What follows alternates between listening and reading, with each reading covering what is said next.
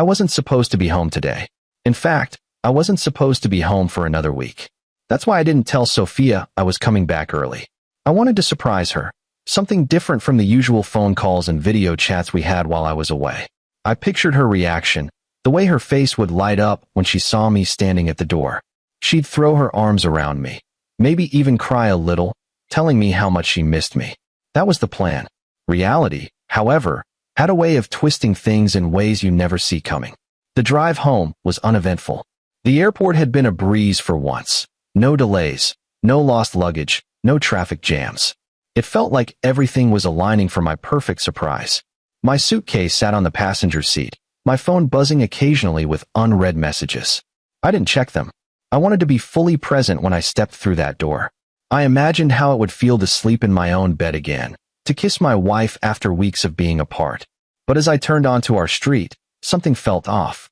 Cars lined the curb in front of my house, more than usual. At first, I thought maybe Sophia had friends over. That wouldn't have been strange, except for the fact that these weren't familiar cars. Some were sleek, expensive, the kind that stood out in our modest neighborhood. Others had baby-themed decorations tied to their side mirrors, tiny blue and pink ribbons fluttering in the breeze. Then I saw it. The front yard was decorated with balloons, pink and blue, tied to the railing, swaying gently with the wind. A huge banner stretched across the porch, the words hitting me like a punch to the gut.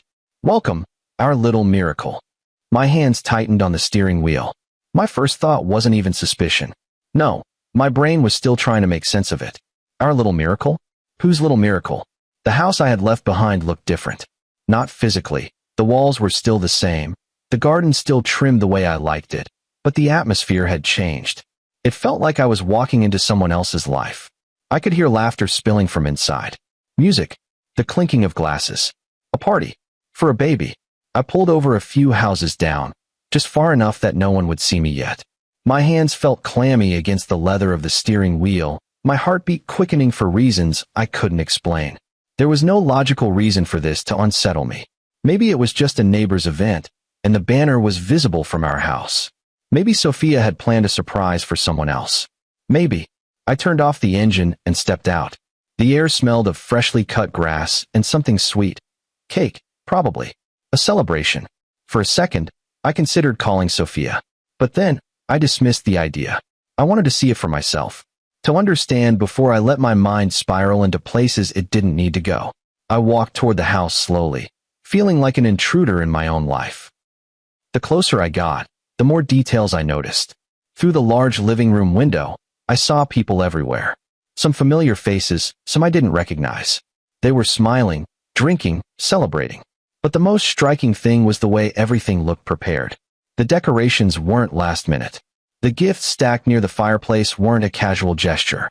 This wasn't something that had just come together overnight. This was planned. My stomach twisted. Still, I hesitated. Maybe there was an explanation. Maybe. Then I noticed something else. The front door. It wasn't shut properly. It was slightly ajar, as if welcoming me inside, or daring me to step in. I took a deep breath and crossed the threshold. The moment I stepped in, the noise hit me full force. Laughter, conversations, the soft melody of background music. No one had noticed me yet, and for a brief moment, I wished it could stay that way, because I could already feel it. Something was wrong. Then I saw her. Sophia. She stood in the center of the living room, radiant, glowing. But it wasn't me she was smiling at. It was him. Jonah. My best friend. And his hands, were gently placed on her swollen belly. The belly I didn't know existed. Everything inside me froze. The conversations in the room faded into background noise. My mother, standing near the kitchen, stiffened when she saw me. She knew. That realization hit me harder than anything else. They all knew. Jonah was saying something about the nursery. Something about how he had been painting it himself, how he and Sophia had picked out the crib together. I felt like I was drowning. My mind struggled to keep up, to process. There was no explanation that made sense. No version of this reality where I was not the fool. Sophia turned her head slightly, mid-laugh, mid-conversation, mid-whatever this was, and then her gaze met mine. She froze. I saw the exact moment her world came crashing down. The moment she realized the lie had collapsed. Jonah, unaware, kept talking, his hand still resting protectively on her stomach. We picked it out together last week. He was smiling, like he hadn't just driven a knife straight through my chest, like he hadn't just ruined my entire life. I didn't even feel my mother grab my arm. I barely registered the way she tried to steer me toward the door. "We weren't expecting you today," she whispered urgently. As if that changed anything. As if me arriving today instead of next week somehow altered the fact that my best friend was standing in my house with his hands on my wife. I yanked my arm away, my voice dangerously low. "Talk about what?" I asked, my words slow and deliberate. "Talk about how my wife is pregnant with my best friend's child?" The room fell silent. Someone turned off the music. Even the air felt still, as if it was waiting. Sophia's face had gone pale. Jonah's hands finally dropped from her belly, but it was too late. I had already seen it all. This wasn't a misunderstanding. This wasn't a surprise meant for me. This was betrayal. A perfectly orchestrated, long-kept betrayal. And now, everyone was just waiting to see what I would do next. Silence.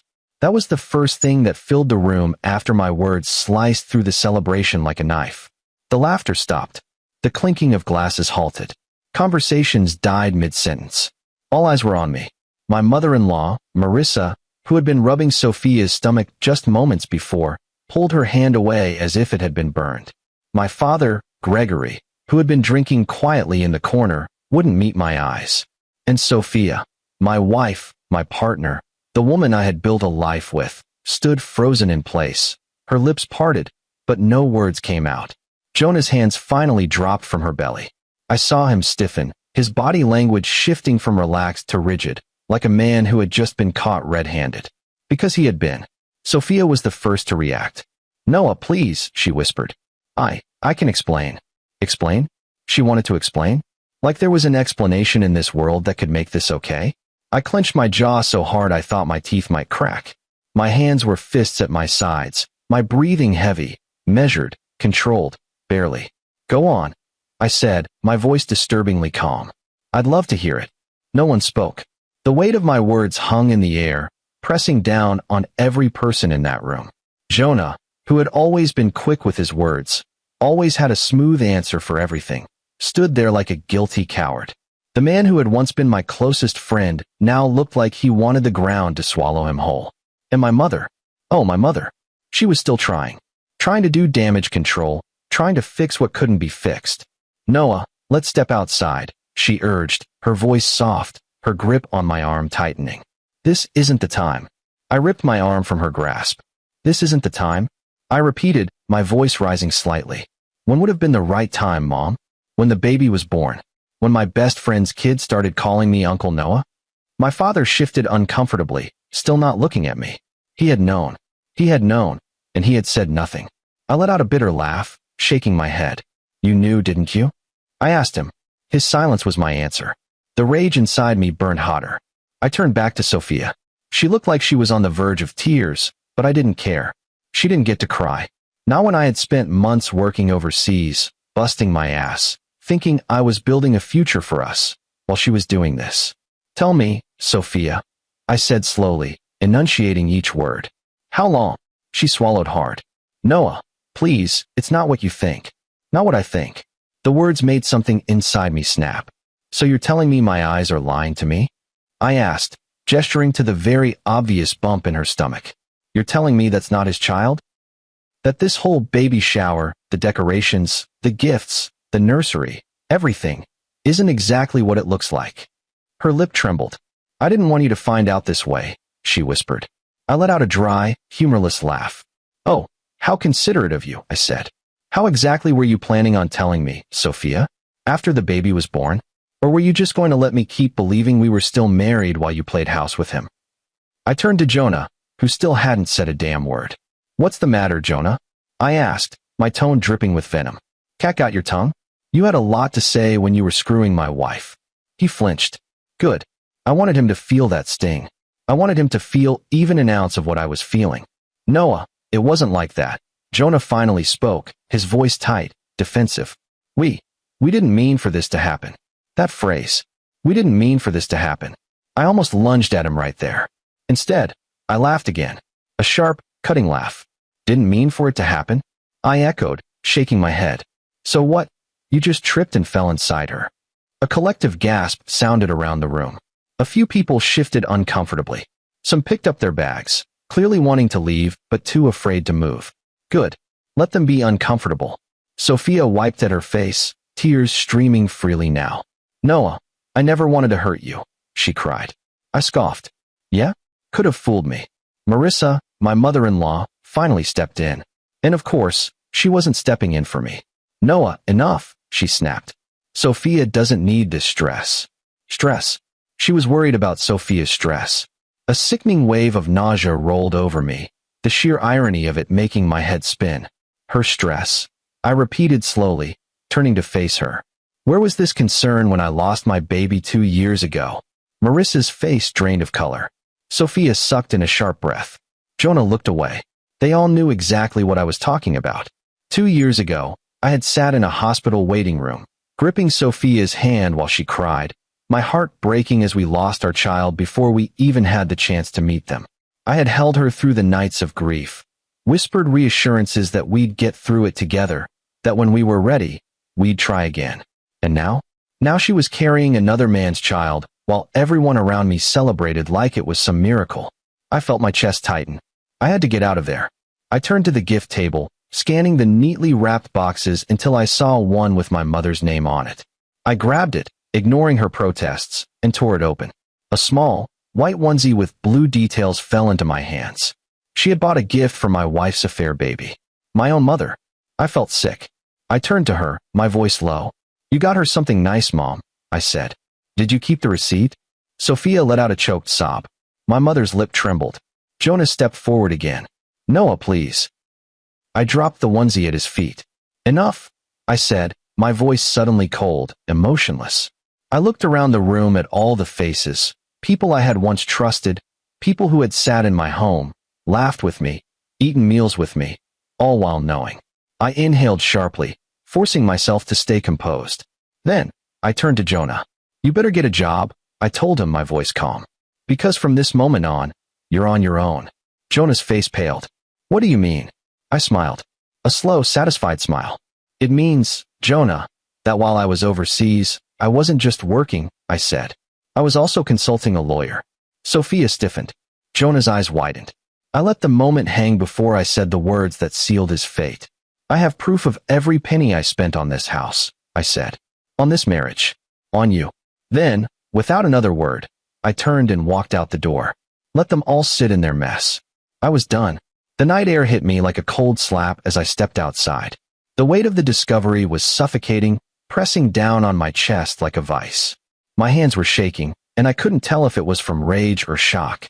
Behind me, the celebration had turned into a stunned silence, but I knew it wouldn't last. The whispers would start soon. The justifications. The excuses. But I didn't care. I couldn't care. Not after what I had just seen. I had spent the last year breaking my back overseas, working endless hours, sending every paycheck home. All for this? For my wife to betray me with the one person I trusted most? A bitter laugh escaped my lips. I should have seen the signs. Maybe I did, deep down. Maybe that's why I never told Sophia I was coming home early. Because somewhere inside me, I had suspected. But nothing could have prepared me for this. Before I could take another step toward my car, the front door swung open behind me. Noah, wait. Sophia's voice. I kept walking. She hurried down the steps, the soft thud of her flats against the pavement barely audible over the sound of my blood pounding in my ears. Please, she begged. Just talk to me. Talk. I stopped abruptly and turned around, barely restraining the storm inside me. Talk to you. I repeated, my voice dangerously calm. Like how you talked to me while you were screwing Jonah. That kind of talk. She winced, wrapping her arms around her stomach as if shielding herself from my words. Good. Let her feel just a fraction of the pain I was feeling. Noah, it wasn't like that, she whispered. I let out a sharp, humorless laugh. Oh, so what was it like, Sophia? Explain it to me. Because from where I'm standing, it looks pretty damn clear. Tears welled up in her eyes. I almost felt something. Almost. But then I remembered everything. The late-night calls where she told me she missed me. The video chats where she smiled, saying she couldn't wait for me to come home. The messages where she told me she loved me. All lies. You were gone for so long, she whispered, voice trembling. You don't understand what it was like being alone all the time. My jaw tightened. So that justifies it? I asked. That justifies betraying me with Jonah? She shook her head quickly. No. I mean, I didn't plan for it to happen. I felt my fingers curl into fists. That's the same bullshit Jonah said. She flinched. Good. Tell me something, Sophia, I continued, stepping closer. When exactly did it just happen? When I was sending money for our future. When I was working night shifts so I could come home and give you the life you deserved. When I called, and you told me you loved me. When I stopped myself, shaking my head. Forget it. None of it matters now. Sophia's face crumpled. It does matter. No, Sophia, I said, voice clipped. It doesn't. Because you already made your choice. Her lip trembled. Noah, please. I still love you. I scoffed. Love? I echoed, my voice dripping with disbelief. Is that what you call this? I gestured toward the house, the decorations, the celebration she had planned behind my back. Because from where I'm standing, this doesn't look like love. It looks like a goddamn joke. I could see her panic rising now. I never wanted to hurt you, she insisted. I exhaled sharply, pinching the bridge of my nose. Stop saying that. But it's true. No, Sophia. I cut her off, my patience snapping. If you didn't want to hurt me, you wouldn't have done this. Tears spilled down her cheeks, and for a moment, she looked like the woman I had fallen in love with. The woman I had married. The woman I had trusted. But she wasn't that woman anymore. I can't lose you, she whispered. I stared at her for a long moment. You already did. And with that, I turned my back on her. I had barely taken 2 steps when another voice called after me. Noah. Jonah. I went rigid. My fists clenched at my sides. I turned slowly, my entire body coiled with tension. Jonah stood in the doorway, looking guilty as hell. His usual confidence, the cocky smirk he always wore, was gone. I wanted to hit him. Badly. I wanted to wipe that pathetic expression off his face, make him feel even a fraction of the rage that was boiling inside me. But I didn't. I wouldn't give him the satisfaction. Instead, I took a slow, measured breath. You have 10 seconds, I said, voice eerily calm. Say what you need to say. Jonah swallowed hard. I never wanted you to find out this way. That was his opening line. A dark chuckle escaped me. Oh, that's rich, I said. Not I'm sorry, not I shouldn't have done it, not I betrayed you in the worst possible way. Just that you never wanted me to find out this way. Jonah had the decency to look ashamed. No, man. Don't man me, I snapped, stepping forward until I was right in his face. You don't get to call me that. You don't get to act like we're still friends. You lost that right the moment you put your hands on my wife. Jonah looked down, swallowing thickly. I shook my head. Tell me, Jonah, when did it start? He hesitated. Wrong move. I let out another laugh, shaking my head. You don't even have the balls to tell me the truth, do you? It wasn't supposed to be like this, he muttered. I don't remember unlocking my car door. I don't remember getting in. All I remember is gripping the steering wheel so hard that my knuckles turned white. My breathing was shallow, uneven, my heart hammering against my ribs like a caged animal. I was supposed to come home to my wife. I was supposed to surprise her. Instead, I had walked into a celebration for another man's child. I clenched my jaw as my vision blurred for a moment. But I refused to let the tears fall. Not here. Not now. I turned the key in the ignition, the engine roaring to life. My hands were still shaking, my entire body stiff with the weight of betrayal, but I didn't care. I needed to get the hell away from this place. From them. From the house I had built. The house I had paid for. The house that had become a stage for the greatest humiliation of my life. As I pulled away from the curb, I caught a glimpse of them through my rearview mirror. Sophia, standing frozen in the driveway. Jonah, looking lost, confused, terrified. My mother, whispering furiously to my father. Marissa, still holding the banner like some kind of twisted joke. I swallowed the bitter taste in my mouth and floored the gas pedal. I didn't know where I was going. I just knew I couldn't be there. I drove aimlessly, my mind replaying every moment of the past few months. The late-night calls. The I miss you messages. The lies. Had she been with him when she texted me those things? Had she laughed with him, whispered to him in the dark, while I sat in some hotel room on the other side of the world, thinking I was making sacrifices for us? A humorless chuckle escaped me. God, I was a fool. I gritted my teeth, gripping the wheel tighter. The anger in my chest burned like acid, searing through every rational thought I had left. I should have seen it coming. The signs had been there, small, almost imperceptible shifts in her behavior. The way she started hesitating before answering my calls. The way she sometimes took a second too long to respond to my messages. The way she no longer sounded lonely when I told her I missed her. And Jonah, my best friend, the man I trusted more than anyone. I had known him for years. He had been the first person I called when I got the job offer overseas. He had been the one telling me how proud he was, how he'd look after Sophia while I was gone. How stupid could I have been? I pressed the gas pedal harder. The city lights blurred past me. I needed somewhere to think, somewhere to breathe. I ended up at a cheap roadside motel, the neon sign flickering like a dying heartbeat. It wasn't home, but at least it was far away from that house. The receptionist barely glanced at me as I slid my card across the counter. She handed me the key, and I took the stairs two at a time, desperate to be alone. The second the door shut behind me, the weight of everything finally crashed down on me. I barely made it to the bed before I collapsed onto it. And that's when I finally broke. I pressed my palms into my face as a sound tore from my throat. Something raw, something ugly. I wasn't crying. Not in the way most people cry. No, this was different. This was years of sacrifice, trust, and love collapsing in on itself.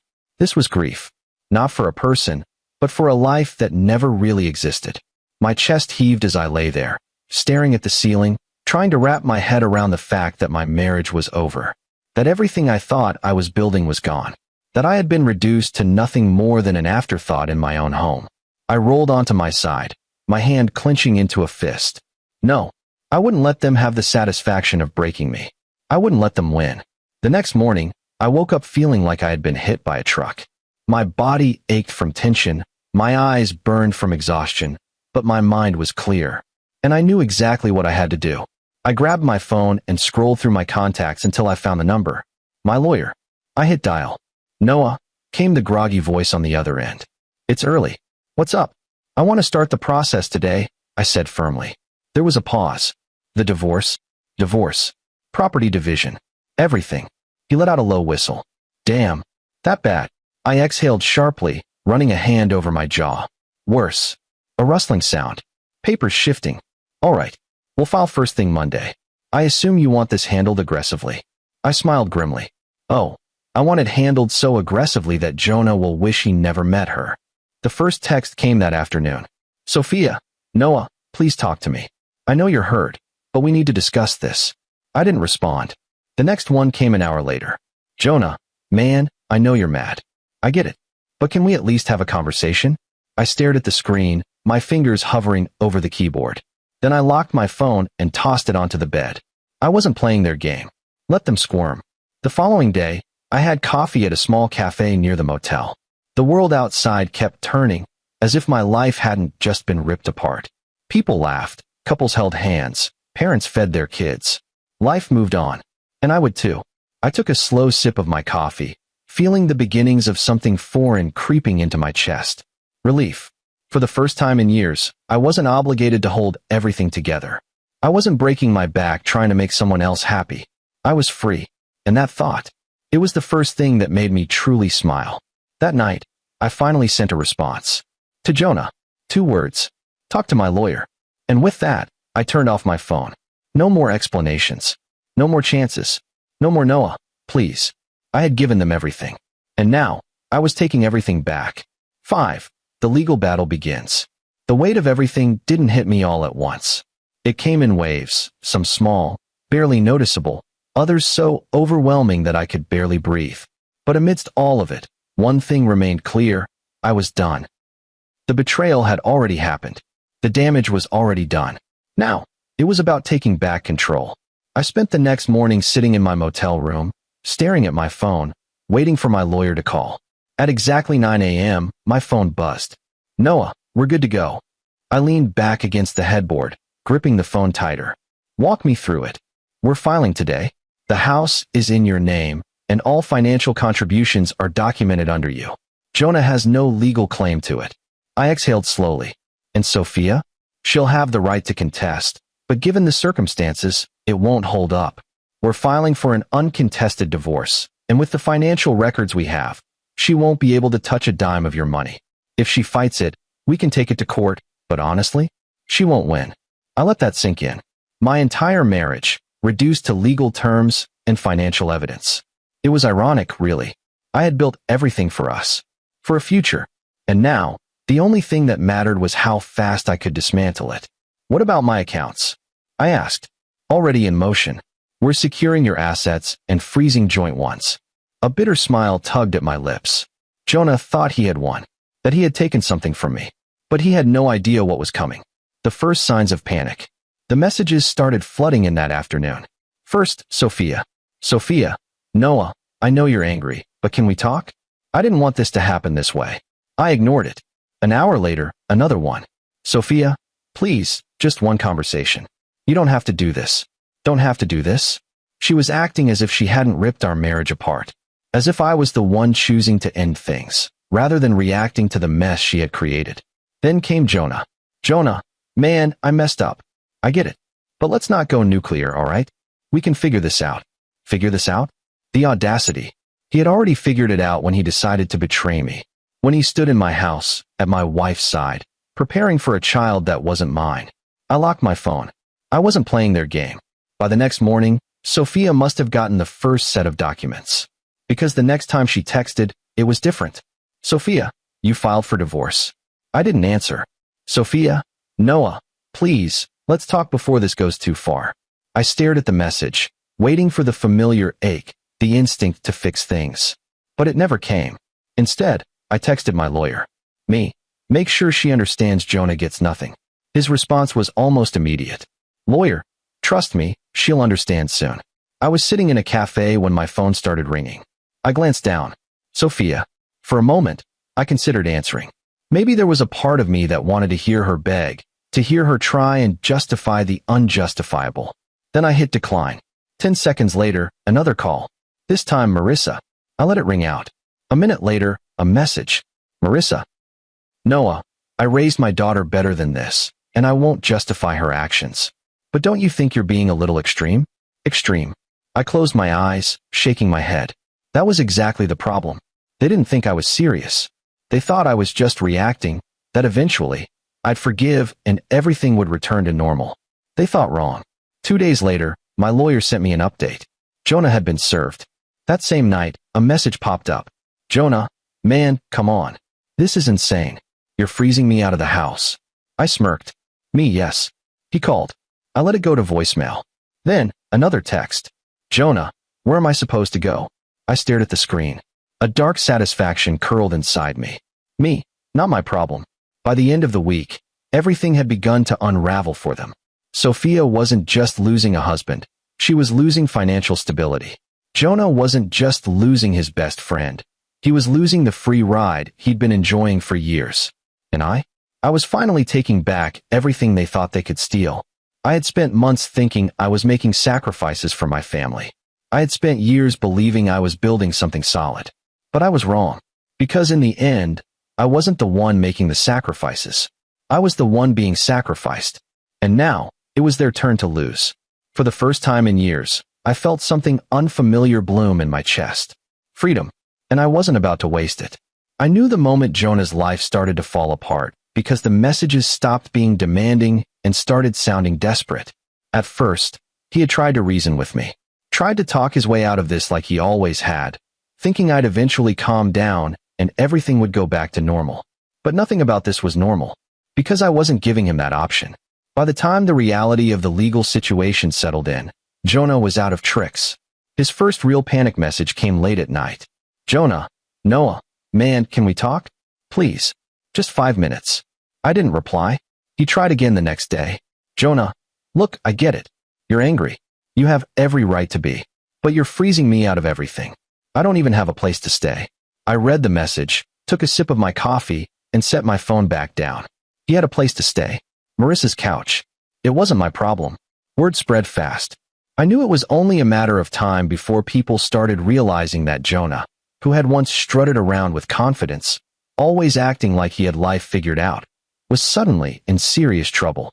Some mutual friends tried reaching out to me. Eli, dude, are you sure you want to do this? He's crashing with Sophia's mom. That's got to be humiliating. I smirked. Me good. Eli hesitated before responding. Eli, man, you're really not going to let this go, huh? Let it go? I leaned back in my chair, staring at the message. They acted like this was a petty argument. Like Jonah had borrowed my car without asking instead of destroying my entire life. Me. Would you let it go if your best friend screwed your wife and then threw a baby shower for their kid in your house? He didn't respond after that. Exactly. The moment I cut off access to the house and joint finances, Jonah must have thought he could just figure something out. Except, he never had to figure things out before. Because I was always the responsible one. Jonah was the guy who floated through life, always landing on his feet because someone else, me, usually, was there to catch him. But now, I had pulled the safety net, and he was free-falling. My lawyer confirmed that the mortgage had been entirely covered by me, which meant that Jonah had no legal right to the house. And since he had no job, no income, and no real way to contribute financially, he was left scrambling, which led to the next inevitable breakdown. I was grabbing lunch at a cafe near my motel when I felt a presence hover near my table. I looked up. Jonah. He looked rough. His eyes were shadowed with exhaustion, his hair a mess, his usual confident posture replaced with slumped shoulders. He looked like a man who had lost everything. And he had. Noah, he said, voice lower than I'd ever heard it. Can I sit? I sipped my coffee slowly, letting him stew for a second before I gestured at the chair across from me. He sank into it, rubbing his hands together like he was trying to warm them up. He hesitated, swallowing hard. I know I messed up. I said nothing. He shifted in his seat, uncomfortable with my silence. Man, you gotta believe me. I never wanted this to happen. I tilted my head slightly. You mean you never wanted me to find out? His lips pressed into a thin line. I let out a humorless chuckle. Tell me something, Jonah. What exactly were you planning? Were you just gonna let me keep paying for everything while you played house with my wife? His gaze dropped to the table. I leaned in slightly. You thought I'd be the fool forever, didn't you? He exhaled sharply. I didn't think. No, you didn't. I cut him off. You didn't think about me. You didn't think about the consequences. You thought you could take everything and not pay the price. His jaw clenched. Noah, please, he finally said. I don't have anywhere else to go. I stared at him. Jonah, the man who had stood in my house, rubbing my wife's stomach while talking about their baby, was now sitting in front of me, begging. For a second, I just watched him. Then I took a slow sip of my coffee, savoring the taste, and set the cup down. That's not my problem, I said. His eyes snapped up to mine. His panic was real now. Noah. I cut him off again. I have nothing left to say to you, Jonah. Whatever sympathy you think I have. I leaned back in my chair. It doesn't exist. He swallowed hard, desperation flickering across his face. You don't have to do this. I smiled. Oh, but I do. I pushed my chair back, tossing a few bills on the table, and stood up. Jonah blinked up at me. That's it. I nodded. That's it. Then I turned and walked out. And I didn't look back. Days passed. Then came the eviction notice. Jonah hadn't been able to keep up with the mounting costs. He had no real job, no way to sustain the house without me. And just like that, the place that had been my prison became his downfall. I showed up the day they were forcing him out. Boxes were scattered on the front lawn. Sophia stood to the side, clutching her belly, looking pale and exhausted. And Jonah? Jonah was arguing with the officer handling the eviction. You don't understand, he snapped. I live here. The officer shook his head. Not anymore. Jonah's head whipped around at the sound of my footsteps. The moment he saw me, his expression twisted into pure hatred. You did this, he snarled. I shrugged. No, Jonah. You did this. His hands clenched into fists. You just want to see me suffer, don't you? I smiled slightly, meeting his gaze. Yes. He let out a low, frustrated sound, running his hands through his hair. Where the hell am I supposed to go? I glanced at Sophia. Maybe your baby mama has a solution. She flinched. Jonah turned to her, waiting for an answer. She said nothing. Jonah's face crumpled. Even she wasn't going to save him. The officer stepped forward. You need to leave the property now. Jonah turned back to me, his expression shifting from rage to something I hadn't seen before. Fear. Noah, he tried again, voice quieter now. Man, please. I didn't say a word. I just watched as the reality set in. Jonah, the man who had stolen everything from me, was now left with nothing, and it was his turn to walk away. He grabbed a box, his shoulders slumped, and started down the street. And for the first time since this all began, I finally felt free. Jonah didn't bounce back. I knew that because, despite cutting off all communication, word still reached me. Friends, real ones, kept me updated, sometimes out of concern, sometimes because they just wanted to see how I'd react.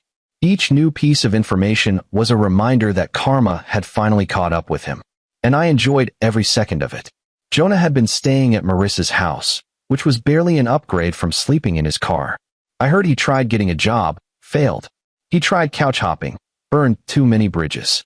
Even people who had once liked him, who had supported him, started pulling away. Why? Because no one respects a man who destroys his best friend's life and still ends up with nothing. It was poetic justice, really. Sophia wasn't faring much better. Without me, she had to rely entirely on Jonah, who had already proven himself to be useless. It didn't take long before cracks started forming. Because what happens when you take away the comfort, the stability, the security? People show their true colors. And Sophia? She finally saw Jonah for what he really was. A leech. Which is why, a few months later, I got a text from an unknown number. I almost ignored it. But curiosity won. Unknown number. I left him. I stared at the message for a long moment, feeling an unfamiliar sensation. Not regret. Not sadness. Satisfaction. Because I already knew who it was from. Sophia. I later found out through a friend that Sophia had dumped Jonah. And not just dumped him, she wanted alimony. I nearly choked on my drink when I heard. You're kidding, I said, shaking my head. My friend grinned. Dead serious. She claims he promised to take care of her, and now that she's pregnant, she needs financial support. I let out a sharp laugh. Jonah, who had betrayed me for this woman, was now getting played in the exact same way. The irony was delicious. And the best part? Jonah didn't have a damn penny to his name. He had thrown away everything. His friendship, his reputation, his financial stability. All for a woman who was now taking him for whatever little he had left. It was the perfect ending. Or so I thought. One night, I found myself at a bar. It wasn't the kind of place I used to go. It was quiet, low-lit, barely crowded. Just the kind of place where I could drink in peace without worrying about running into ghosts from my past. But fate had a twisted sense of humor. Because just as I was finishing my drink, I felt someone watching me. I turned. Jonah. He looked wrecked. Gaunt face, dark circles under his eyes, shoulders slumped like he was carrying the weight of the world. He looked like a man who had lost everything. Because he had. I didn't say anything. I just lifted my glass and took another slow sip. He took it as an invitation. He sat 2 seats away from me, gripping a cheap beer like it was his last lifeline. For a long time, neither of us spoke. Then, finally, he let out a low, broken laugh. You happy now? I set my glass down and tilted my head. Very. He scoffed, shaking his head. Figures. I waited. I knew he had more to say, and I was curious. Not because I cared, but because I wanted to hear it from his own mouth. The admission that he had lost. And sure enough, after a long pause, he finally sighed and muttered, "She left me." I exhaled through my nose, amused. Yeah, I heard. Jonah let out another humorless laugh. Of course you did. I leaned back slightly. So? How's it feel? His fingers tightened around his beer. Like shit. I smirked. Good. He swallowed hard, his Adam's apple bobbing. I never thought she'd do that to me. I raised a brow. Oh, really? You thought she was different? Jonah hesitated. I leaned forward slightly, my voice calm but cutting. Tell me, Jonah, how did your great love fall apart so quickly? He opened his mouth, then shut it. Because he already knew the answer. Because I already knew the answer. Because Sophia only wanted him when he was convenient. When he had something to offer. When he was stealing someone else's stability. But the moment he became a liability, she threw him away. Just like he did to me. And now? Now he was drowning. Noah, he finally said, his voice quiet. I held up a hand. Don't. He swallowed hard. Man, No. He blinked. I shook my head. Whatever you were about to say, save it. I don't want your apology. I don't need your regret. And I sure as hell don't want to hear your excuses. His jaw clenched. I smirked. Look on the bright side, I said. You and Sophia got what you wanted. You don't have to feel guilty anymore. Jonah let out a sharp breath. That's not funny. I shrugged. It kind of is. He stared at his drink, eyes unfocused. I lost everything, man. I lifted my glass in a mock toast. Cheers to that. He looked at me then, his expression raw, broken, and for the first time, I saw it. True regret. Not just because of where he was now, but because of where he could have been. Because if he hadn't thrown it all away, if he hadn't betrayed me, his life would still be comfortable. But he had made his choice. And now? Now, he had to live with it. I finished my drink and set the empty glass down. Then, without another word, I stood up and walked out. I never looked back. Because Jonah? Jonah was nothing more than a lesson learned. And I was finally free. Jonah tried to contest his own divorce, failed. Sophia drained him for everything he had left, which wasn't much. And me? I moved on. I cut ties with everyone who had betrayed me. I bought a new place, one that had no memories, no ghosts, no reminders of a life that had once felt real. And the final, sweetest justice? Months later, Jonah tried to reach out again. One last desperate attempt. He sent a message. Jonah, Noah, I need help. I stared at the text for a long moment. Then I deleted it, without answering. Because Jonah was dead to me.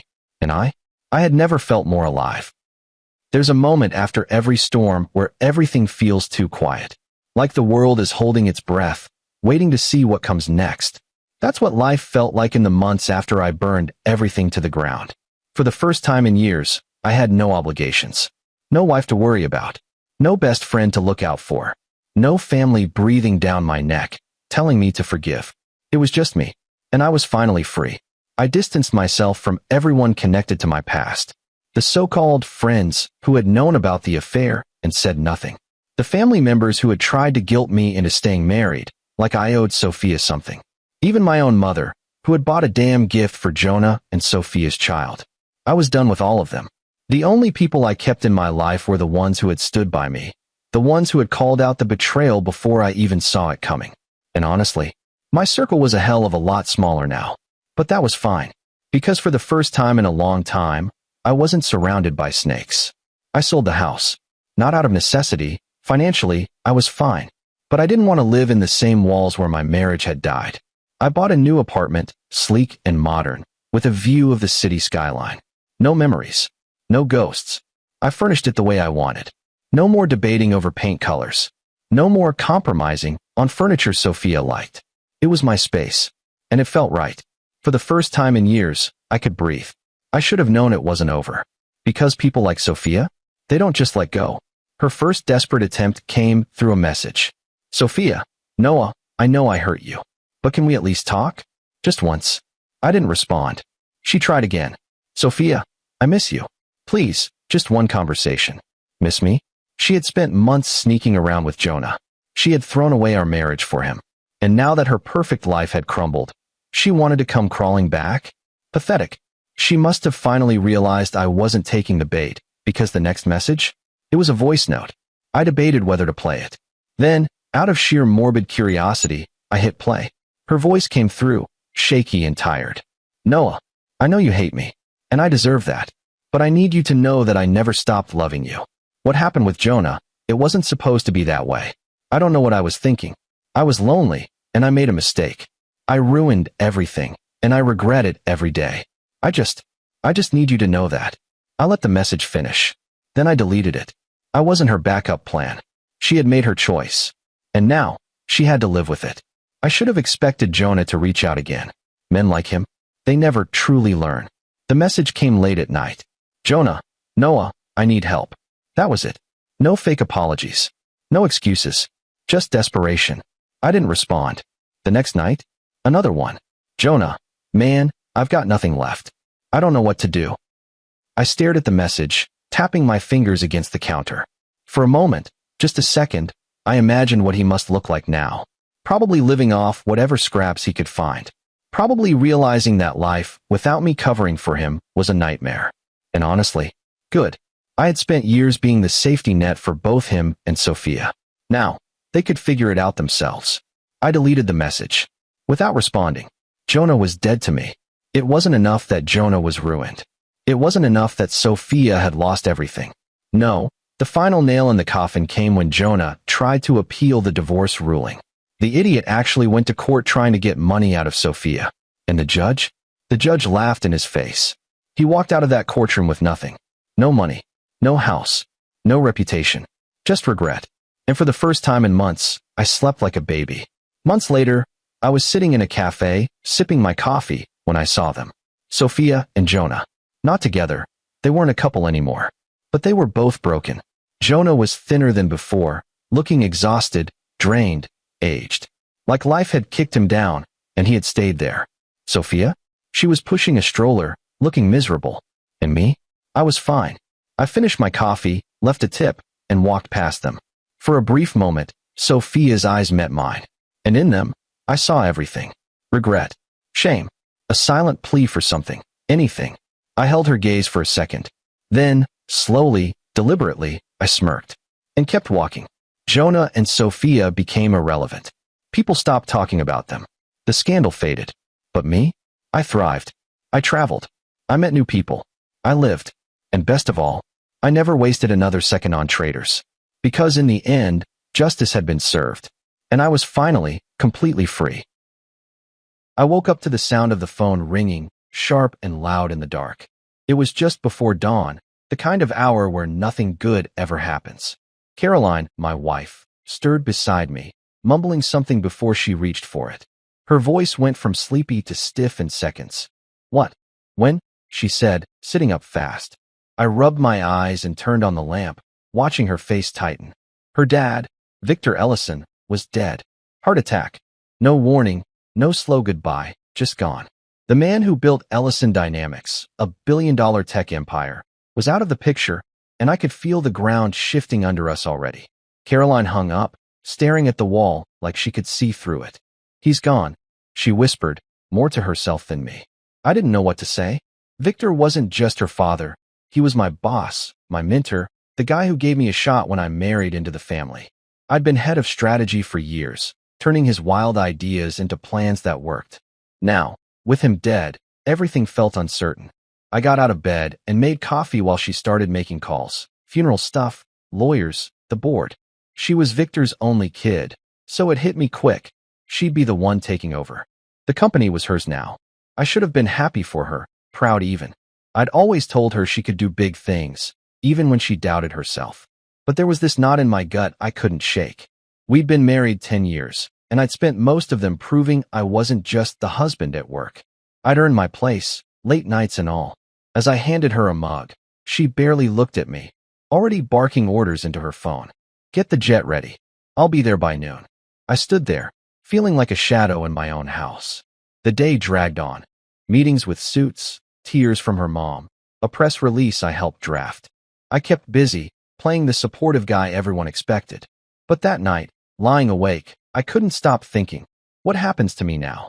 Victor was the one who kept me in the game. Without him, would Caroline even need me around? The funeral was a blur, black suits, flowers, speeches about Victor's genius. I stood next to Caroline, my arm around her, but she felt miles away. People shook my hand, said how sorry they were, but I caught a few glances, like they were sizing me up, wondering what my role would be now that the king was dead. I didn't have an answer. By the time we got home, she was already talking about the company, her voice sharp with something new. Tomorrow's a big day, she said, sipping wine. I'm meeting the board. It's official. I'm president. I nodded, forcing a smile. You've got this, I said, meaning it. But her eyes flicked to me, cold and quick, like she was seeing me for the first time. Yeah, she said. I do. That's when I felt it. A crack between us, small but real. I didn't know then how wide it'd get, or how fast. All I knew was the phone call that morning wasn't just the end of Victor. It was the start of something else, something I wasn't ready for. I went to bed uneasy, staring at the ceiling, wondering what the hell was coming next. I woke up the next morning to an empty bed. Caroline was already gone, probably halfway to the office by the time I rolled out from under the covers. The house felt too quiet without her, just the hum of the coffee maker I switched on to keep me company. Yesterday's news still hung heavy. Victor dead, Caroline stepping into his shoes. I should have been at her side, but she hadn't asked me to come. I figured she needed space, or maybe she just wanted to face the board alone. Either way, I drove to Ellison Dynamics myself, the familiar route feeling strange now, like I was heading into someone else's world. I'd spent years building my place there, head of strategy, Victor's go-to guy for turning chaos into profit. But with him gone, I wasn't sure where I stood anymore. When I got to the office, the lobby buzzed with whispers. People nodded at me, but their eyes darted away fast. I caught snippets, Caroline's name, words like transition and new era. I took the elevator to the top floor, my stomach twisting. My office was the same as always, big desk, view of the city, stacks of reports I'd been working on. But it felt off, like I was trespassing. I sat down anyway, pulling up emails, trying to act normal. That's when Brenda, my assistant, poked her head in. "She's in the boardroom," she said, her voice tight. "Been there since 8. I nodded, forcing a grin. "Guess she's hitting the ground running." Brenda didn't smile back. She just ducked out, leaving me alone with my coffee and a growing unease. I decided to check in myself. The boardroom doors were glass, so I could see her before I walked in. Caroline at the head of the table, all sharp suit and sharper words. The old guard was there. Harvey Lee from Global Development, Rosa Medina from Ethics, a dozen others who'd known me since I started. They were listening to her, nodding like she'd been born for this. I pushed the door open, and she didn't even pause. "We're moving forward with the Q4 projections," she was saying, "but I want fresh eyes on everything." I slipped into a seat near the back, catching Harvey's eye. He gave me a quick nod, but Caroline didn't look my way. She was in her element, commanding the room like Victor used to. I felt a flicker of pride. She was good at this, better than I'd expected. But there was something else too, a distance I couldn't pin down. The meeting dragged on. Numbers, timelines, a pep talk about honoring Dad's legacy. I chimed in once, suggesting we fast-track a project Victor and I had cooked up last year. She cut me off mid-sentence. "We'll revisit that later," she said, her tone clipped. The room went quiet, and I felt heat creep up my neck. I'd been in that chair 100 times, tossing ideas around with Victor while she was off doing PR fluff. Now she was shutting me down like I was some intern. I swallowed it, kept my face neutral. When it wrapped up, I hung back as the others filed out. "Good start," I said, walking up to her. She was flipping through papers, barely glancing at me. "Thanks," she said, flat. "Busy day ahead." I waited for more, an invite to strategize, a nod to what we'd built together. Nothing came. "You need me for anything?" I asked. She finally looked up, her eyes cool. "Not right now." I left the boardroom feeling like I'd been kicked. Back in my office, I stared out the window, replaying it. She'd always had a stubborn streak, but this was different, calculated, almost cold. I told myself it was grief, or stress, or just her trying to prove herself. But deep down, I knew better. I'd seen that look before, back when we fought over dumb stuff like where to vacation. It was the look she gave when she'd already made up her mind, and I wasn't part of it. I spent the afternoon digging into work, calling clients, tweaking plans. It kept my hands busy, but my head was elsewhere. By evening, I headed home, figuring we'd talk it out over dinner like always. She got back late, heels clicking as she dropped her bag on the counter. I'd cooked, nothing fancy, just pasta and a bottle of red. "How'd it go?" I asked, pouring her glass. She took it, sitting across from me. "Fine. Official now. I'm president. Papers are signed." Her voice was steady, but there was this edge to it, like she was daring me to say something. "That's big," I said, raising my glass. "To you." She clinked hers against mine, but her smile didn't reach her eyes. "You'll be taken care of," she said, out of nowhere. I froze, fork halfway to my mouth. "What's that mean?" I asked, keeping it light. She shrugged, sipping her wine. "Just what I said. You don't need to worry." It sounded like a promise, but it felt like a threat. We ate in silence after that, the air thick between us. I cleaned up while she scrolled her phone, already back in her new world. As I watched her, I couldn't shake the feeling that taken care of wasn't what I wanted it to be. That night, I lay awake again, staring at the ceiling. She'd climbed the throne today, and I was starting to wonder if there was room for me beside her, or if I'd just been a stepping stone all along. I woke up early, the kind of early where the sky's still gray and the house creaks like it's holding its breath. Caroline was already gone again, her side of the bed cold. I didn't mind. I needed the quiet to think. Yesterday's dinner kept replaying in my head, her words looping like a bad song. "You'll be taken care of." It sounded nice on the surface, but the way she said it, all smug and distant, stuck with me. I showered, dressed, grabbed my keys. Whatever was going on, I'd figure it out at the office. That's where I'd always solve things, sitting at my desk, mapping out problems like they were puzzles. Today felt different, though. The drive-in was slow, traffic clogging the highway, giving me too much time to stew.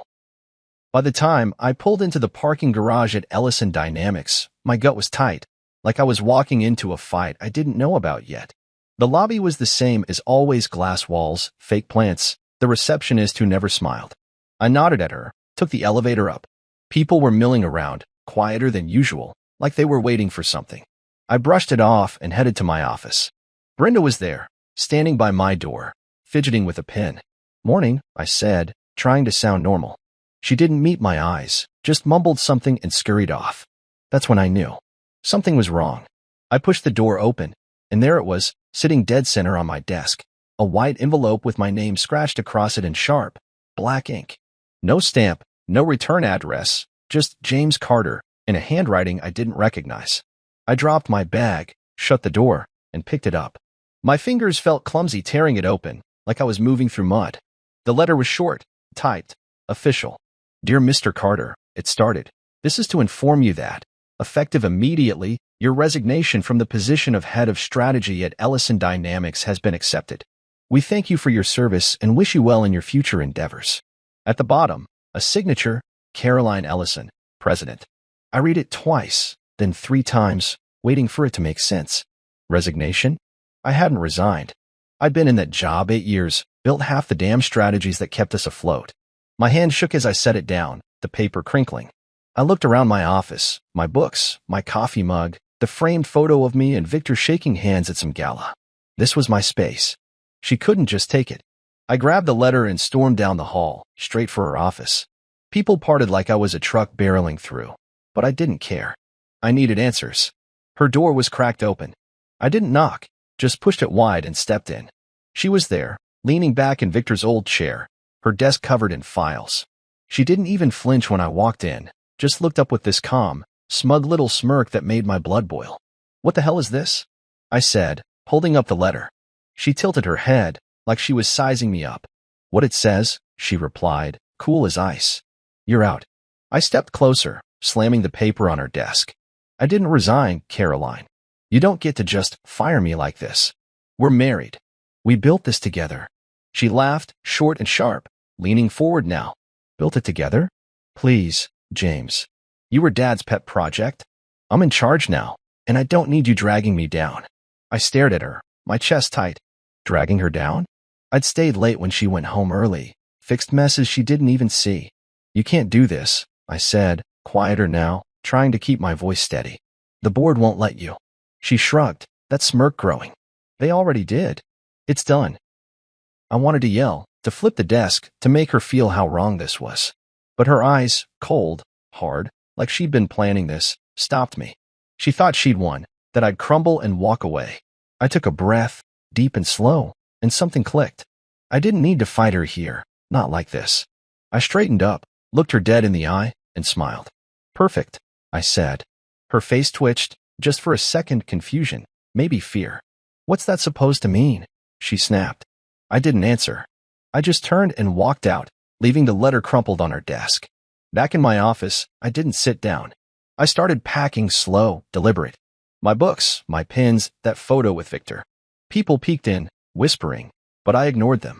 Brenda came by, hovering like she wanted to say something. "You okay?" she asked finally. "Yeah," I lied, shoving a notebook in my bag. "Just cleaning up." She nodded, didn't push. I could feel Caroline watching from down the hall. She'd followed me, probably expecting me to beg or break. I didn't give her the satisfaction. "See you around," I said to Brenda, slinging my bag over my shoulder. As I headed for the elevator, Caroline's voice cut through. "You were never more than my dad's charity project," she hissed, loud enough for everyone to hear. I stopped, turned, looked at her. She was grinning, loving the audience. I could have told her the truth right then, how Victor trusted me more than her, how I'd been his real right hand. But I didn't. I just kept walking. In the car, I gripped the wheel, my knuckles white. Charity project? She had no idea. Victor and I had been tight, late-night talks, plans she'd never touched. He'd seen her ambition, her blind spots. And he'd made sure I had a card to play if she ever pulled something like this. I didn't know what it was yet, not exactly, but I knew it was coming. As I pulled out of the garage, my phone buzzed. A text from Ellis Monroe, Victor's lawyer. "Call me when you're free. it said. I smirked. She thought she'd cut me out, but this wasn't over. Not by a long shot.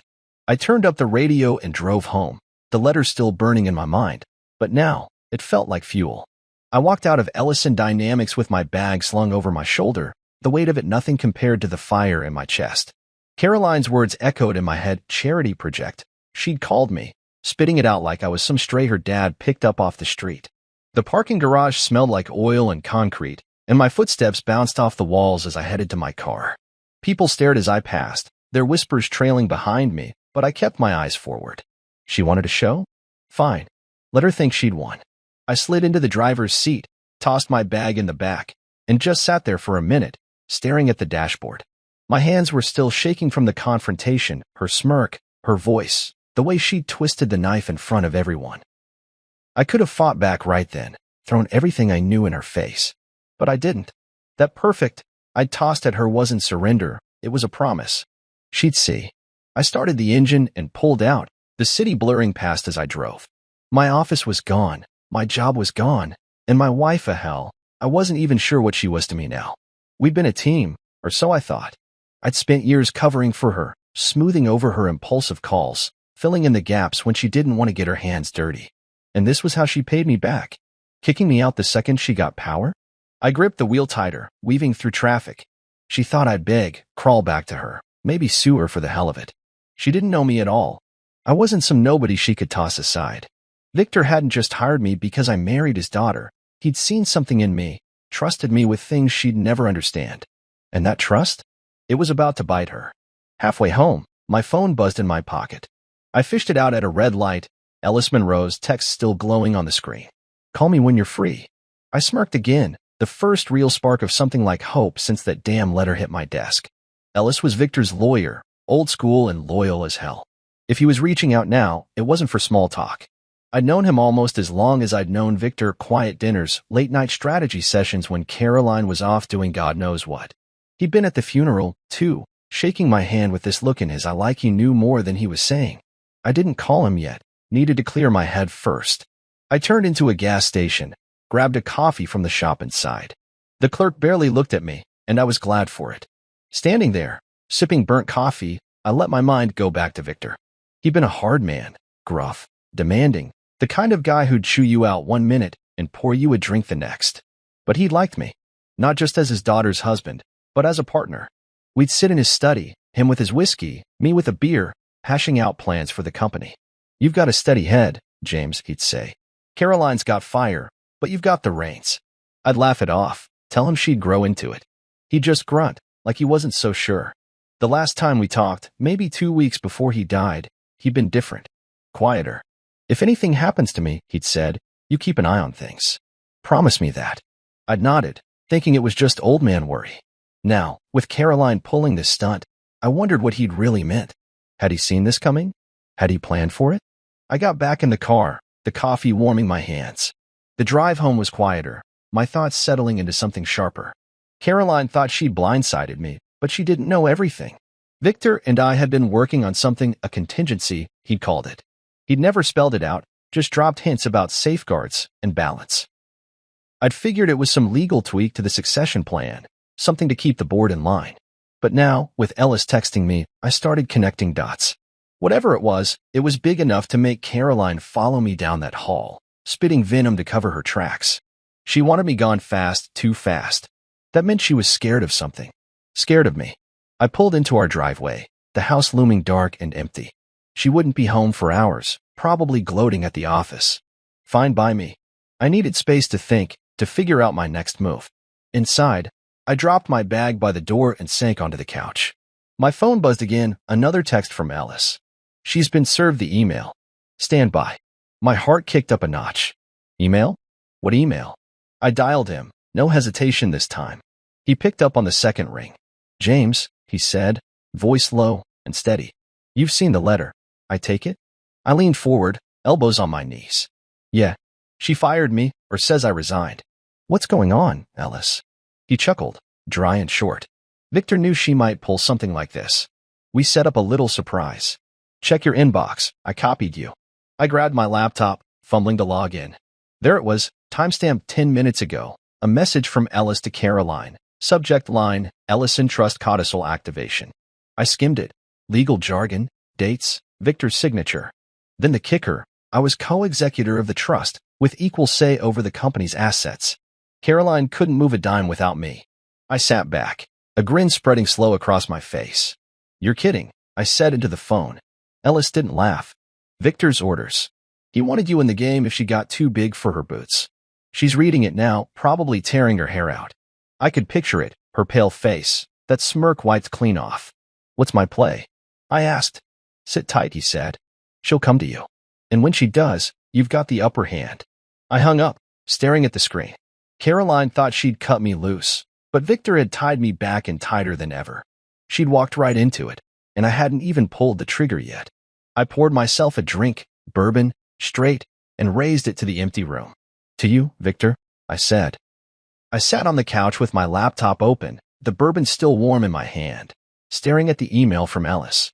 The words glowed on the screen, co-executor of the Ellison Trust, equal control, Victor's signature stamped at the bottom like a ghost reaching out from the grave. My head was spinning, not from the drink, but from the weight of it all. Caroline had fired me, or thought she had, just hours ago, smirking like she'd finally shaken me off. Now this. I wasn't just back in the game. I was holding half the deck. I took a slow sip, letting the burn settle me. The house was dead quiet, just the hum of the fridge in the kitchen. She wouldn't be home for a while, probably still at the office, basking in her big win. Except it wasn't a win anymore. Not after this email hit her inbox. I reread the message, picking it apart. Per the sealed codicil dated January 15th, 2024, James Carter is hereby appointed co-executor of the Ellison Trust, with full authority over all assets and operations of Ellison Dynamics, to be exercised in tandem with Caroline Ellison. Full authority. In tandem. That meant she couldn't sign a contract, move a dollar, or fire anyone, not even me, without my say-so. Victor had locked us together, whether she liked it or not. I leaned back, a laugh bubbling up, rough and low.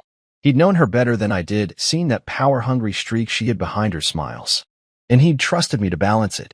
Me, the guy she'd called a charity case. I set the glass down and ran a hand through my hair, trying to wrap my head around it. How long had he been planning this? Why hadn't he told me outright? My phone buzzed on the coffee table. Ellis again. She's opened it, the text said. Give her time to stew. I could imagine her now, sitting in that big office, her fingers frozen over her keyboard as the words sank in. That smirk would be gone, replaced by something else, panic, maybe, or rage. I didn't call her. Didn't need to. She'd come to me when she was ready, and I'd be waiting. I got up, paced the living room, the hardwood creaking under my feet. The adrenaline was kicking in now, mixing with the bourbon, making me restless. I'd been driving home an hour ago, thinking I was done, out of a job, out of a marriage maybe. Now I was back in the driver's seat, and she didn't even know how deep this went yet. I stopped by the window, looking out at the dark street. The plan had been Victor's, but the timing? That was pure luck, or fate, if you believe in that stuff. I thought back to those talks with him, the ones Caroline never knew about. Late nights in his study, maps and charts spread out, and pointing at numbers while I scribbled notes. She's got the spark, he'd say, but she's impulsive. Needs someone to ground her. I'd nod, thinking he meant me as her husband, not her watchdog. But that last meeting, the one 2 weeks before his heart gave out, felt heavier now. He'd poured me a double, looked me in the eye, and said, You're the steady one, James. Don't let her burn it down. I'd promised I wouldn't, figuring it was just him being dramatic. Turns out he'd meant every word, and backed it up with ink and a lawyer. I shook my head, a grin tugging at my lips. The old man was still running the show, even from the ground. My phone stayed quiet, but I knew it wouldn't for long. I went to the kitchen, grabbed a sandwich, hadn't eaten since morning, and the day had drained me. As I chewed, I pulled up the codicil again, digging into the details. It wasn't just about control. It named me guardian of the legacy, some poetic nonsense that meant I could challenge her if she went off the rails. Victor had thought of everything: board votes, asset splits, even a clause about mutual consent for major moves. She couldn't sideline me, not legally. I finished the sandwich, wiped my hands, and checked the clock. Almost 9. She'd be wrapping up soon, unless she was too rattled to leave the office. I hoped she was rattled. She deserved it after that stunt with the letter. I was halfway through another bourbon when the headlights swung into the driveway. My pulse picked up, but I stayed put. leaning against the counter. The door opened, and there she was, Caroline, still in her power suit, her face pale as hell. She dropped her bag, stared at me like I'd grown a second head. "You got the email," I said, casual, like we were talking about the weather. Her mouth opened, closed, then opened again. "What the hell is this?" she said, her voice shaking. "Co-executor? Guardian of the legacy? Why didn't I know about this?" I shrugged, taking a sip. "Guess Victor didn't trust you to play nice." Her eyes narrowed, but there was fear behind them now, not just anger. "He trusted me to run this company," she snapped. "Not you." I set the glass down, stepped closer. "Then why'd he give me half the keys?" She didn't answer, just stood there, breathing hard. I could see the gears turning, her trying to figure out how to spin this, how to get back on top. "This changes nothing," she said finally, but it sounded weak, like she was convincing herself. "It changes everything," I shot back. "You can't move without me now. No more solo power trips." She glared, her hands balling into fists. "You think you can just waltz back in?" She stopped herself, but I knew what she meant. "After she fired me." I smiled, slow and deliberate, the same way I had in her office. "I never left," I said. "Victor made sure of that." She turned and stormed upstairs, slamming the bedroom door. I didn't follow. "Let her stew," like Ellis said. I went back to the couch, opened my laptop again, and stared at the email. This was my lifeline now, proof I wasn't out, proof I mattered. The bourbon was hitting harder, but I stayed sharp, thinking through what came next. She'd fight this. I knew her too well to think otherwise. But I had the upper hand, and I wasn't letting it go. My phone buzzed one more time, Ellis. "She'll call a meeting tomorrow. Be ready." I typed back, "I will." Then I leaned back, closed my eyes, and let the quiet settle. The game wasn't over. It was just starting. I didn't sleep much that night. The couch wasn't comfortable, but I wasn't about to climb into bed with Caroline after that showdown. Her slamming the door still rang in my ears, and the bourbon had left me wired instead of calm. I kept replaying her face, pale, shaken, the smugness gone like someone had flipped a switch. That email from Ellis had hit her hard, and I couldn't help but feel a grim satisfaction. She thought she could erase me with one swipe of her pen, but Victor had other plans. I lay there in the dark, the laptop still open on the coffee table, its glow cutting through the shadows. My phone sat beside it, silent since Ellis's last text. "Be ready," he'd said. I was ready more than she knew. Morning came slow, gray light creeping through the blinds. I got up, stiff and groggy, and made coffee. The house was quiet, no sign of Caroline yet. I figured she was upstairs, plotting her next move. She wasn't the type to just roll over, not even with Victor's ghost pulling strings. I sipped my coffee, black and bitter, and checked my phone. Nothing new from Ellis, but I didn't need him to tell me what was coming. She'd call a meeting, try to rally the board, spin this into something she could control. I'd be there, though, calm, steady, with that codicil in my back pocket. I showered, put on a suit, the dark one I wore for big days. Today felt big, like the air was thick with it. When I heard her footsteps on the stairs, I was already at the counter, pouring a second cup. She walked in, dressed sharp, black blazer, heels, her hair pulled back tight. No trace of last night's shock, just a hard edge in her eyes. "Morning," I said, sliding the coffee toward her. She didn't take it, just stared at me, her jaw tight. "We need to talk," she said, voice low. I leaned back, crossing my arms. "Thought we did that last night." Her lips pressed into a thin line. "This co-executor thing, why didn't you tell me?" I raised an eyebrow. "Didn't know myself till yesterday." Victor kept it quiet. She stepped closer, her hands gripping the counter. "He named you guardian of the legacy. Why? What did he say to you?" I met her gaze, kept mine steady. Guess he trusted the one who never wanted the crown. She flinched, just a flicker, but I saw it. Then her phone rang, cutting through the tension. She snatched it up, turned away. "Yes, I'll be there," she snapped, then hung up. "Board's meeting in an hour," she said, not looking at me. "You coming?" I nodded. Wouldn't miss it. The drive to the office was separate. She took her car. I took mine. The silence suited me fine. I needed to think.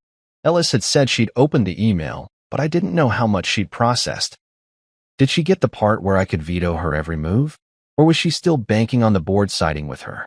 I pulled into the garage, parked a few spots from her sleek BMW. She was already out, striding toward the elevator without a glance back. I followed, keeping my distance. The lobby was buzzing again. People whispering, eyes darting between us. I caught Brenda near the coffee machine, gave her a quick nod. She looked nervous, like she knew a storm was brewing. I took the stairs instead of the elevator, needing the extra minute to clear my head. By the time I hit the boardroom floor, I could hear the chaos through the glass doors. Inside, it was a mess. Voices overlapping, papers rustling, Caroline at the head of the table trying to look in charge. Harvey Lee was there, frowning at his phone. Rosa Medina was flipping through a binder, her face tight. The rest of the board, 10 suits who'd known me for years, were shifting in their seats, uneasy. I walked in, calm as I could manage, and took a chair near the back. Caroline's eyes flicked to me, then away. "Let's get started," she said, her voice sharp. "You've all seen the email from Mr. Monroe. I want to address it." She launched in, talking fast about continuity, her vision, how Victor's wishes were being misinterpreted. I listened, letting her dig her hole. Then my phone buzzed, Caroline's number. I answered low. "What?" Her voice was a hiss. "Why did he name you co-executor? Why the legacy thing? Tell me now." I kept it simple, loud enough for the room to hear. "I guess he trusted me more than you thought." Heads turned. Her face went white. She hung up, glaring at me across the table. "This doesn't change my role," she said to the room. "I'm still president." Harvey cleared his throat. "It changes plenty, Caroline. James has equal say now. What's the plan?" She faltered, just for a second. "We'll work together," she said, the words sounding like they hurt. Rosa piped up. "The codicil's clear. You two co-sign everything. How's that going to play out?" I leaned forward, keeping my tone even. "Simple. She leads, I sign off." Victor wanted balance, not a solo act. The room went quiet. Caroline's hands clenched on the table, her knuckles pale. "This is ridiculous," she muttered. "He's not even." She stopped herself, but I knew what she meant. Not even family. Not even qualified. I didn't bite. Just sat back and let the silence stretch. The meeting stumbled on, questions about logistics, timelines, who'd handle what. Caroline kept her cool, mostly, but I could see the cracks. Every time someone mentioned the trust, her eyes darted to me, like she was waiting for me to pounce. I didn't. Not yet. When it wrapped up, she stayed at the table, staring at her notes. I got up, nodded to Harvey and Rosa, and headed out. She called after me. "James." I turned. Her face was still pale, but her voice was steady now. "This isn't over." I smiled, small and cold. Never said it was. Then I walked away, feeling the weight of every eye in the room. She wasn't a queen anymore, just a partner, whether she liked it or not.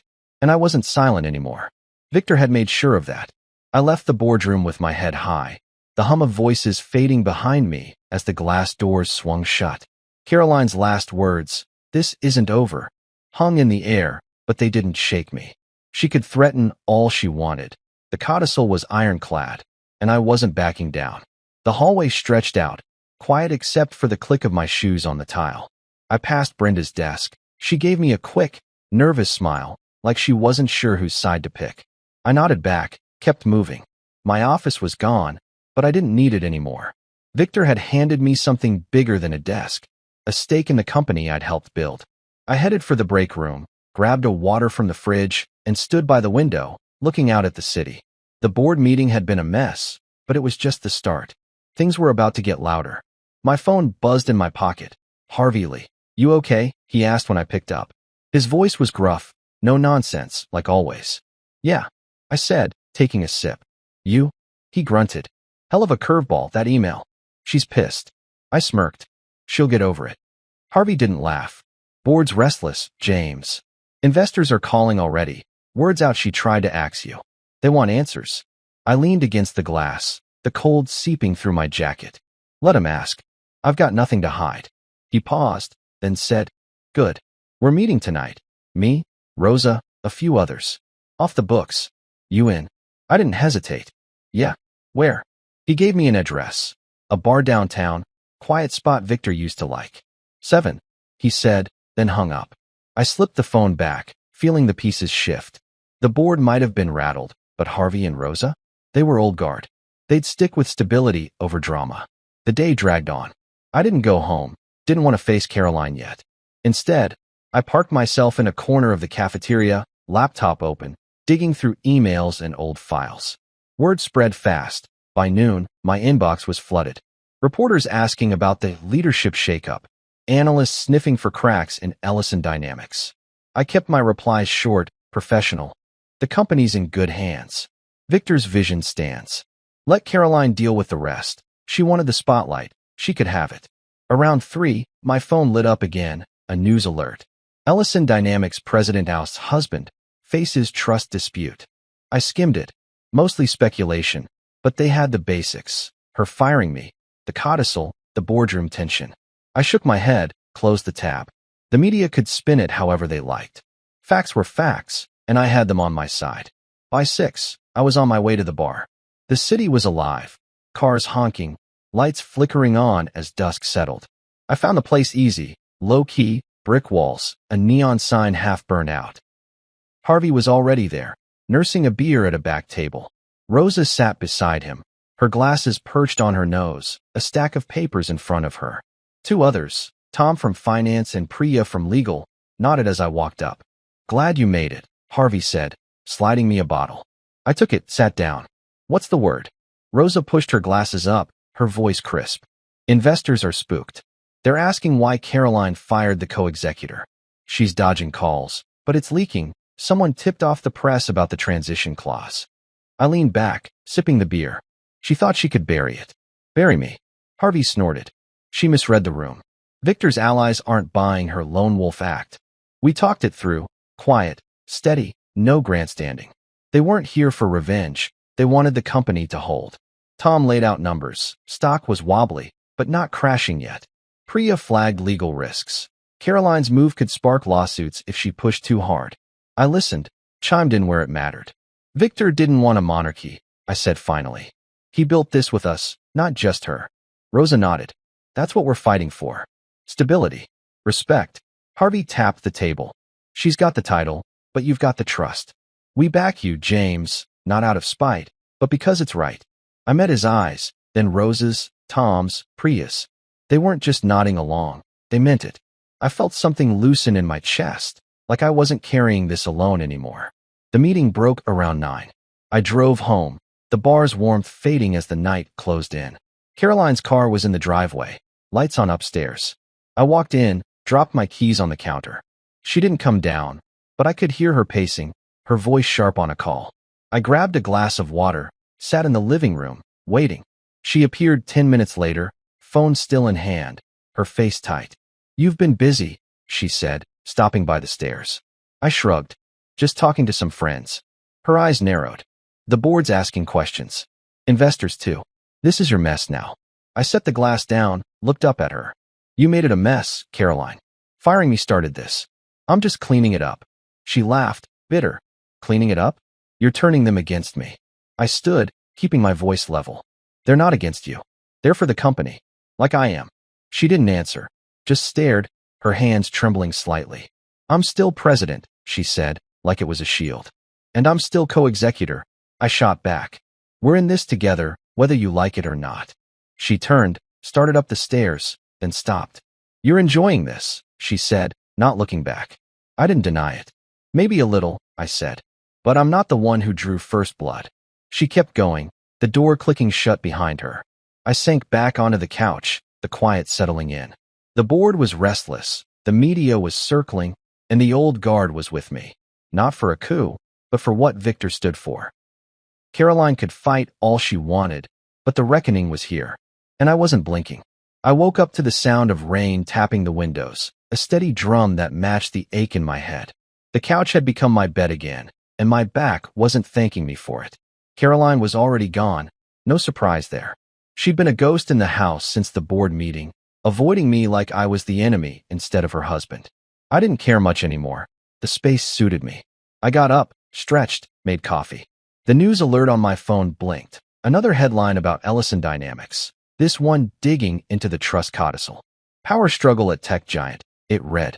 I skimmed it, snorted. Struggle? Maybe for her. For me, it was just playing the hand Victor dealt. I finished my coffee, grabbed my keys, and headed out. Today was big. The board was voting, and I had a move to make. The drive to the office was slick, wipers swiping at the rain. My mind was on the codicil, that special clause I'd spotted late last night. In the event leadership jeopardizes the company's mission, The co-executor may initiate a vote of restructuring. It was buried in legal fluff, but it was clear. If Caroline's stunt, firing me, dodging the trust, put Ellison Dynamics at risk, I could force a reset. I'd called Ellis at dawn, run it by him. It's solid, he'd said, voice gravelly from sleep. You've got the proof. Her letter, the media mess, investor calls. Use it. I plan to. Not to take her down, but to level the field. Victor wanted balance, not chaos, and I was damn well going to give it to him. I got to the office early, the lobby half empty, rain keeping people away. Brenda waved from her desk, a stack of files beside her. They're setting up upstairs, she said, nodding toward the boardroom. Good luck. I grinned, more confident than I felt. Thanks. I'll need it. The elevator ride was quick, my reflection staring back from the steel doors, suit crisp, tie straight, eyes sharp. I looked like a man with a plan, even if my gut was churning. The boardroom was already buzzing when I walked in. Harvey pacing, Rosa tapping her pen, the others flipping through agendas. Caroline stood at the head, her back to me, talking low to Priya from legal. She didn't turn when I sat down, but I saw her shoulders stiffen. Good. Let her feel me there. The meeting kicked off fast. Caroline took the floor, her voice steady but clipped. We've had turbulence, she said, hands flat on the table. The trust codicil caught us off guard, but I'm still president. My focus is moving forward. New projects, growth, stability. She glanced at me then, quick and cold. James and I will work together, as required. It sounded rehearsed, like she'd practiced it in the mirror. Harvey cut in. Work together how? You fired him, Caroline. Investors are jumping ship. She bristled. That was a misstep. He's back now. Rosa leaned forward. Back how? The codicil says equal power. What's the structure? Caroline faltered, just a beat. We're figuring it out, she said. I stayed quiet, letting her flounder. The room wasn't buying it. Too many frowns, too much shifting in chairs. That's when I stood. I've got something to say, I said, keeping my tone even. All eyes turned. Caroline's too, narrow and wary. I pulled a folder from my bag, the codicil and memos Victor had written, stuff I'd dug up from old files. The trust gives me a move here, I said, sliding copies across the table. If leadership risks the mission, I can call a restructuring vote. I'm doing it now. The room went still, like the air got sucked out. Caroline's face tightened. What? She snapped. I kept going, calm but firm. Firing me without cause, hiding the codicil. That's not stability. It's reckless. Victor wanted a partnership, not a takeover. I've got proof, his notes, our talks. He saw this coming. I tapped the folder. Read it. He mapped out a dual structure, president and chairman, equal say. That's what I'm asking for.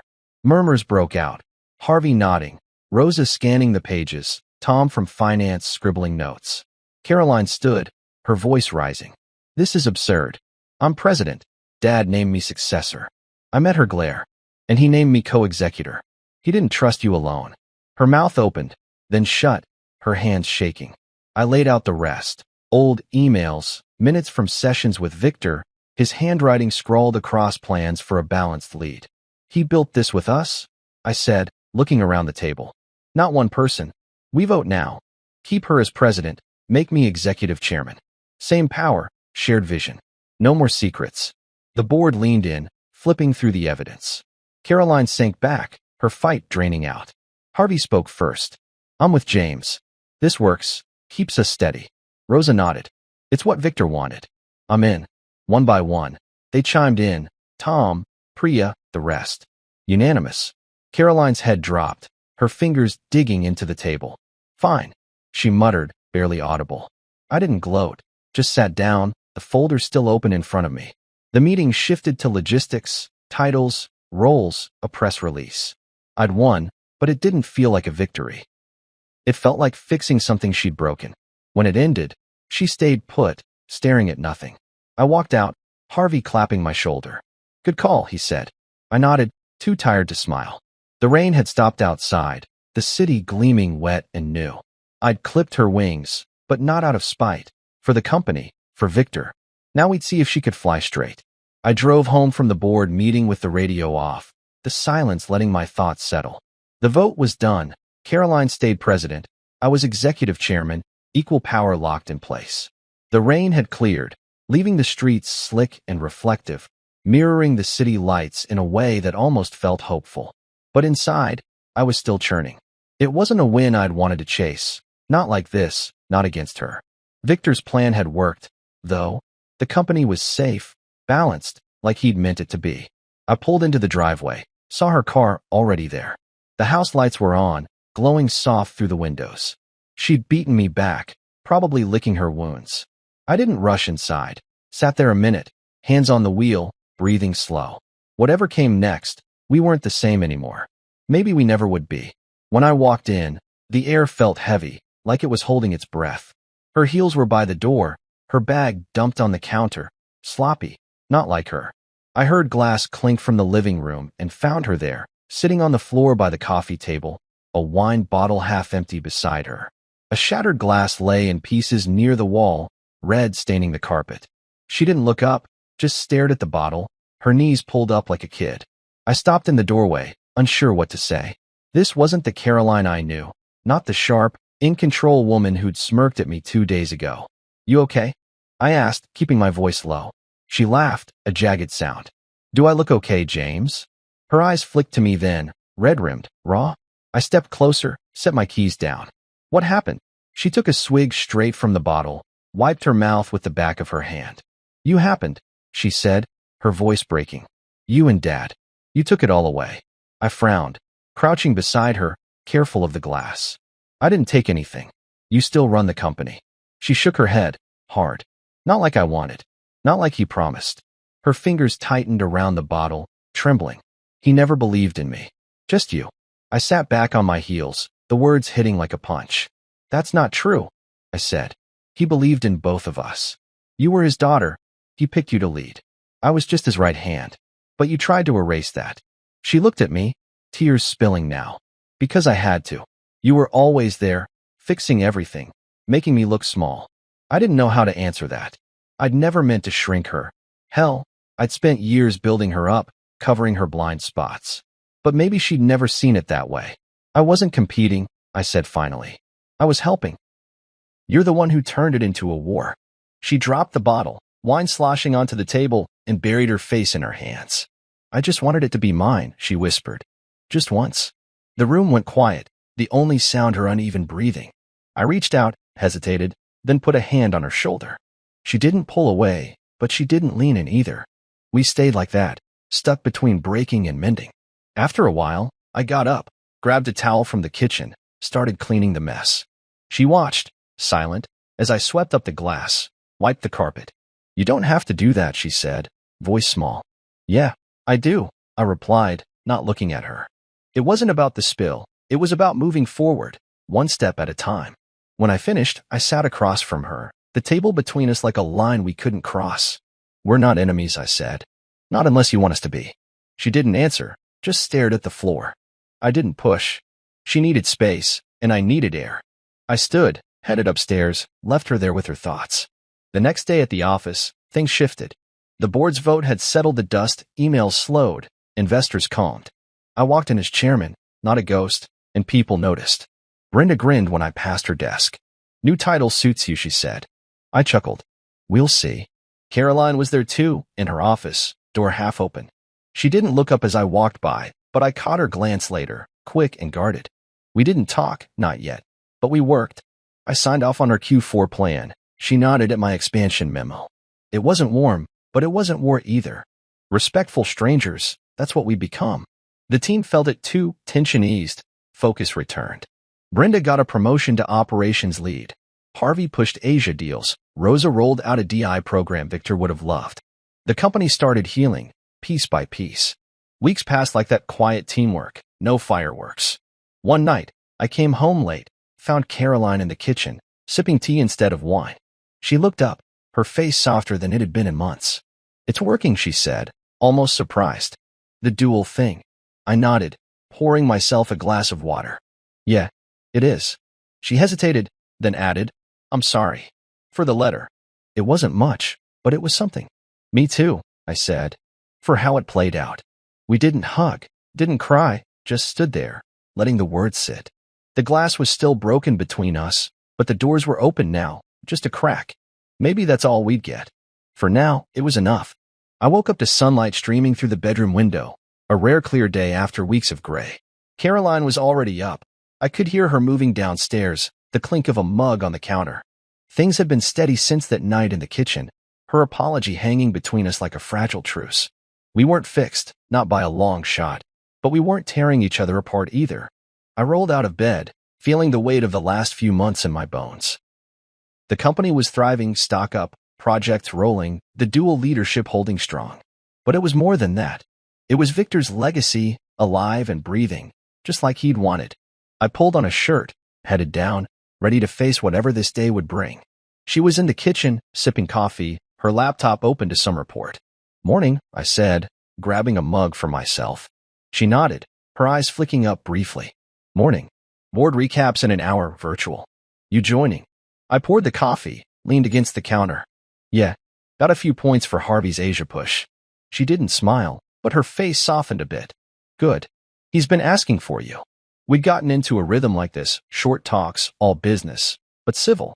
It wasn't the marriage we'd started with, full of laughs and late-night dreams, but it was something. Mutual respect, maybe, forged in the fire of everything we'd been through. I took my coffee to the table, sat across from her, and we worked in silence until the call. The meeting went smooth, numbers looked solid. Rose's DI plan got praise. Caroline outlined next quarter's goals. I chimed in on Asia, got nods from the board. She didn't fight me, just added her take, and we moved on. When it ended, she closed her laptop, looked at me. "That was clean," she said. "Yeah," I agreed. "Like it should be." She held my gaze a second longer than usual, then got up, disappearing upstairs. I stayed put, finishing my coffee, thinking about how far we'd come. Not friends, not enemies, just two people carrying the same load, side by side. It wasn't perfect, but it worked. Later that day, I drove to the office alone. I'd taken over Victor's old study there, a small room off the main floor, packed with his books and maps. It felt right, like he was still part of it. I'd been meaning to sort through his stuff, but today I had a reason. Ellis had dropped off a box last week, personal effects from Victor's estate, things he'd wanted me to have. I hadn't opened it yet, too caught up in the chaos. Now, with things calmer, I pulled it onto the desk, cut the tape. Inside were files, photos, a bottle of his favorite whiskey, and a letter, yellowed paper, my name in his shaky scrawl. My chest tightened as I unfolded it, the smell of old ink hitting me. "James," it started, "if you're reading this, I'm gone, and you're holding the line. I knew you would. Caroline's got the heart, but you've got the head. She might fight you. Don't let her win. Not out of spite, but for the company.